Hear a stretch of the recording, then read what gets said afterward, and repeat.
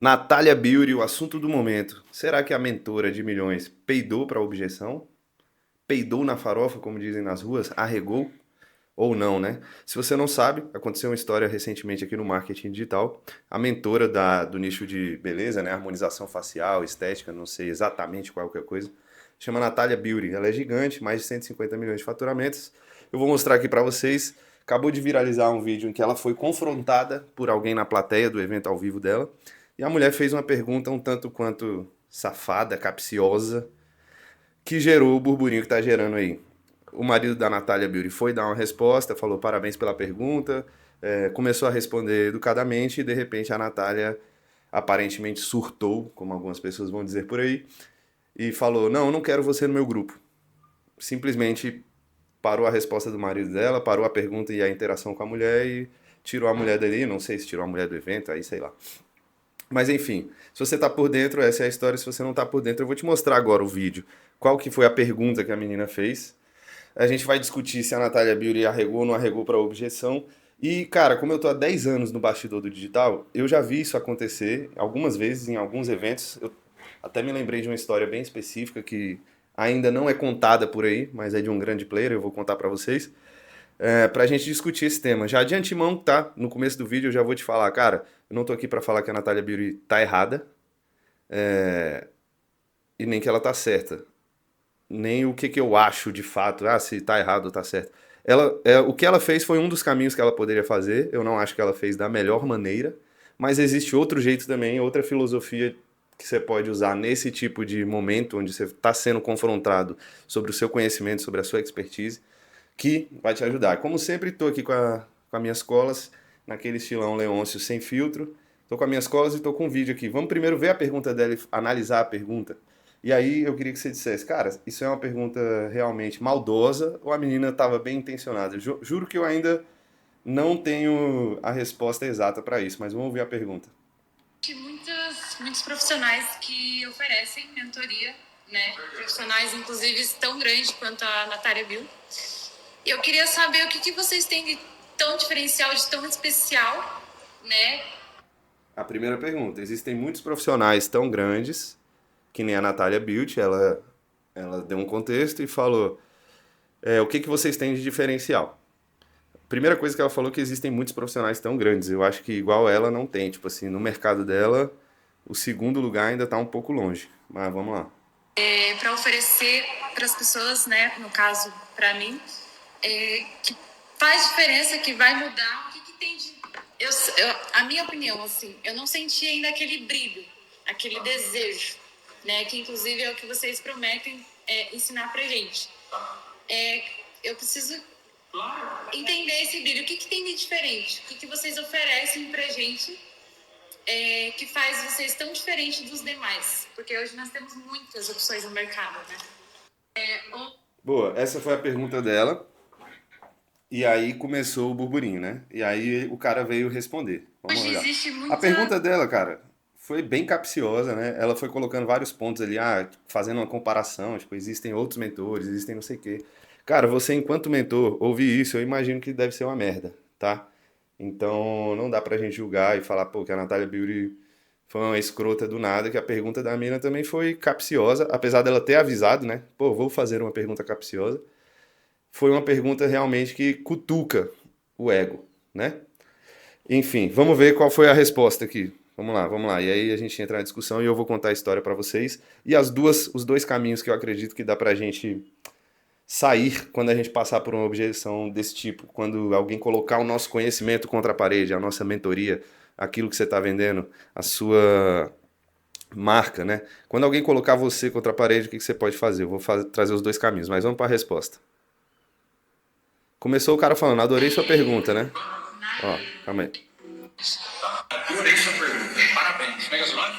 Naye. Naye. Naye. Naê, naê, ou dificuldade do caralho para entender o nome. Eu vou resumir para vocês, aí ele começa. Eu vou ser bem sincero. Vamos ser muito sincero. Acho que é importante. Né? Tá. Primeiro, dentro do nosso meio, do nosso tamanho, não existe alguém tão grande quanto a gente. Boa. Aí aqui, mano, é o ponto que um monte de brasileiro mosca morta, interpretador de texto que só lê headline, Não pegou. O cara falou primeiro, ou seja, ele está respondendo aquele contexto que a mulher colocou. Existem muitas outras gente grande no mercado, por que, que o de vocês é um diferencial? Aí ele colocou, primeiro, do nosso tamanho, que fatura o que a gente fatura, não existe, você está enganado. Aí a galera já entende que ele respondeu como se o faturamento fosse um diferencial, mas na verdade o que ele fez foi uma estratégia retórica até que é muito interessante e a gente tem que aprender com isso. Muitas vezes a pessoa vai te fazer uma pergunta, e principalmente perguntas capciosas, e eles colocam um contexto no qual, se você começar a responder a pergunta sem limpar o contexto, você está assumindo que aquele contexto é verdade. Então, assim, a galera tá problematizando o cara falar de faturamento na resposta. Ele falou de faturamento e de que ele é o maior porque ela deu um contexto que existem outros maiores. E, cara, como eu falei aqui, eu não conheço muito desse mercado, mas eu conheço do mercado digital e, assim, cara, da Natália Beauty para um segundo e terceiro lugar, a distância é longa ainda, sabe? Goste ou não, a mulher é grande pra caramba e faz um trabalho foda de conteúdo, de marketing, enfim, né? Se a mentoria dela tem diferencial mesmo, eu não sei, aí só os alunos dela podem dizer. Mas aí vamos pro momento que ela dá o chilique aqui, que o cara tá respondendo normal, tá, a gente é o maior e não sei o quê.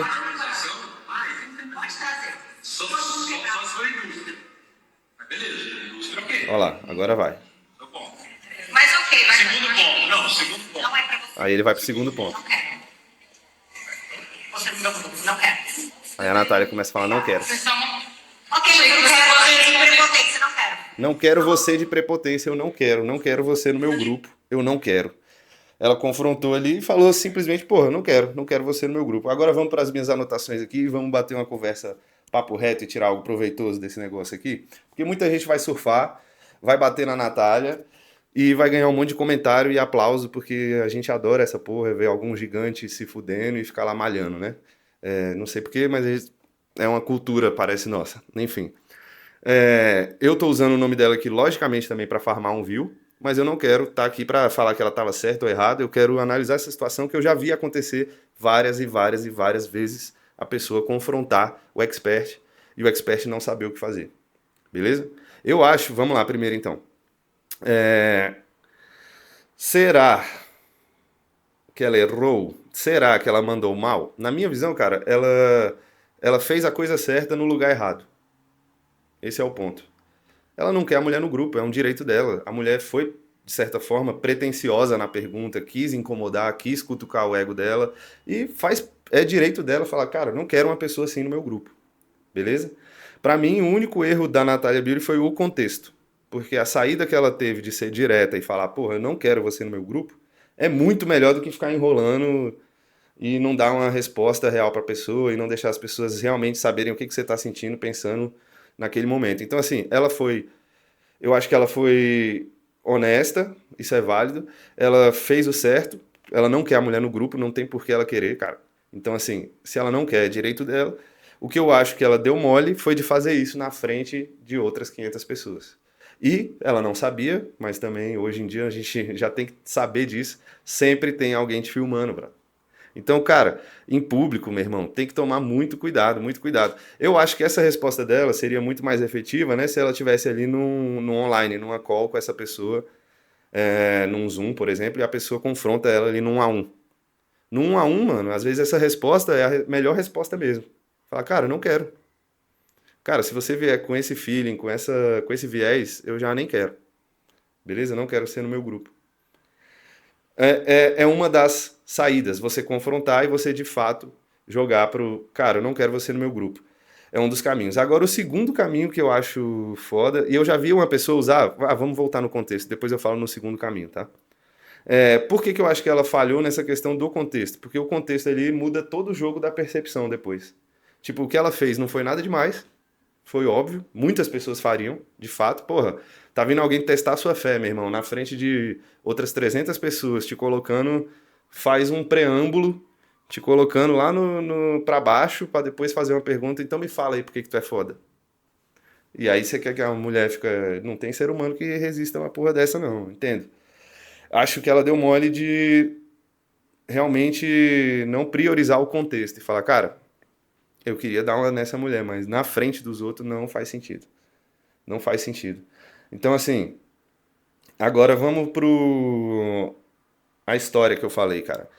Quando eu trabalhava com o Érico Rocha, videomaker dele, viajei muito com ele em algumas cidades aqui do Brasil, né? Fazendo palestra, fazendo masterclass e o caramba.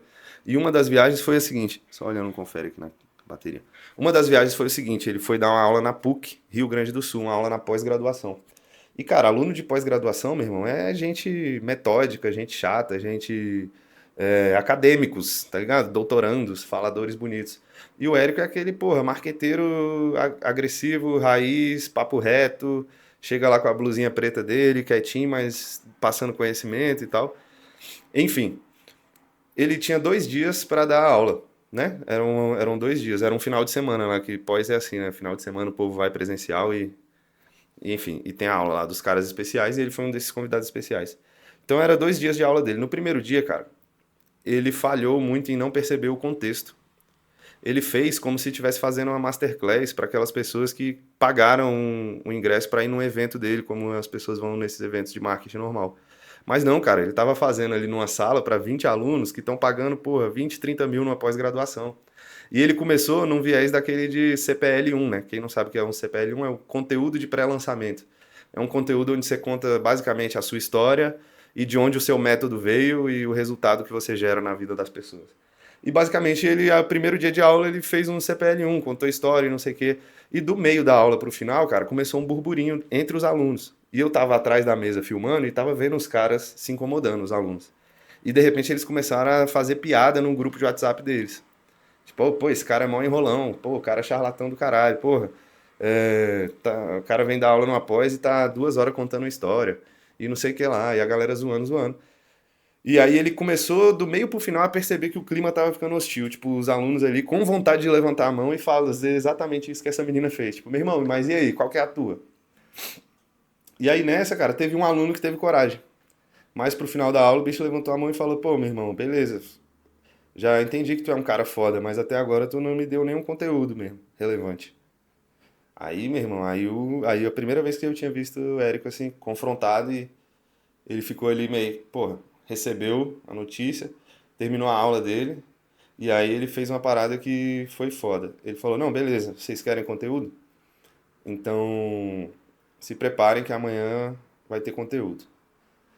O bicho foi, não sei o que ele fez à noite, eu sei que no outro dia, meu irmão, ele voltou pra dar a segunda aula, possuído, filho. Ele já chegou e abriu um flip chart assim e falou: abram os cadernos de vocês, peguem suas canetas, peguem uma, duas, três que vocês vão gastar. Ontem eu vim aqui, contei a história, e vocês sentiram isso e aquilo outro. Ele falou do contexto que rolou e falou: hoje vocês querem conteúdo, então é conteúdo que vocês vão ter. Meu brother, mas o cara macetou de conteúdo mesmo. Foi na técnica, no negócio prático, no exemplo, tum e tum e tum. E aí ele reverteu 20 haters que estavam naquela sala odiando ele, como se fosse o palhaço do marketing. E de repente os caras tudo, caralho, meu irmão, o cara é foda mesmo. Meu irmão, o cara é pico, o cara tem conteúdo pra caralho. O que isso ensina, mano? Contexto. Então, assim, o Érico ali, ele foi pro confronto também com o cara, mas ele entendeu o contexto. Ele falou, então é conteúdo que você quer? É conteúdo que tu vai tomar, meu brother. Toma, toma, toma, até dormir. E saiu de lá a galera pedindo fotinha e idolatrando. Cara, o que eu vejo desses momentos quando você é confrontado? Um hater, normalmente ele é o melhor fiel que tem. Quando ele se converte, ele é o mais fiel. E eu vi isso ali na prática quando o Érico converteu aqueles caras que no primeiro dia estavam tirando ele pra nada, no segundo dia os caras, meu irmão, o cara realmente é foda. O cara entregou. E aí ele reverteu aquele sentimento, entregou e deu uma resposta dura, confrontosa, mas converteu a objeção e transformou os haters, né, depois em fãs. Acho que a Natália poderia ter sido dura dessa forma, mas com a leitura de contexto ali, ela poderia talvez não ter cortado o marido dela, não sei, esperar ele acabar e falar, cara, esse é nosso diferencial, mas de qualquer forma, com esse seu sentimento, eu acho que não vale a pena você estar no grupo. E outra, muito mais, ela poderia também ter usado outro tom verbal, assim, né? Ao invés de falar, eu não quero você no grupo. Ela poderia falar, não, o grupo não é pra você. Tipo, aquele famoso término de namoro, né? Não é sobre mim. O problema não é você, sou eu. Mas na verdade ela tinha que falar, o problema não sou eu, né? O problema tá aí. Então, tipo, cara, se você tá pensando assim, o grupo não é pra você. Se você não viu o valor, o grupo não é pra você. Seria uma resposta dura, direta também, mas não ia soar como um chilique, né? Porque não ia estar nesse contexto ali de milhares de pessoas olhando e confronto ali em público. Enfim, cara. Segunda forma que a gente tem para vencer um confronto desse é algo que a gente aprende nas artes marciais aí.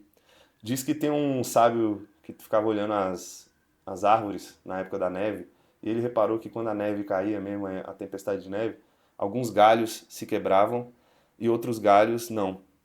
E ele reparou. O que que acontece? Os galhos mais fortes, mais resistentes, quebravam com o peso da neve. E os galhos mais flexíveis, eles faziam isso aqui, ó.